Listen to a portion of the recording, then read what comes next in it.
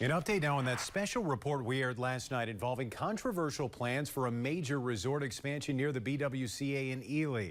As we first previously reported, the proposal involves renovating Silver Rapids Lodge, plus building 32 new cabins, adding 12 boat slips, a waterside tiki bar, and more.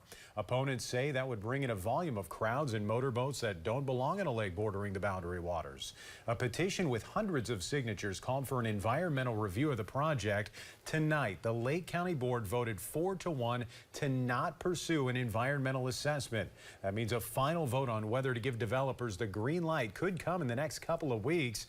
Now, there is plenty of support for the resort expansion as well, with proponents saying it would be a big boost to Ely's local economy.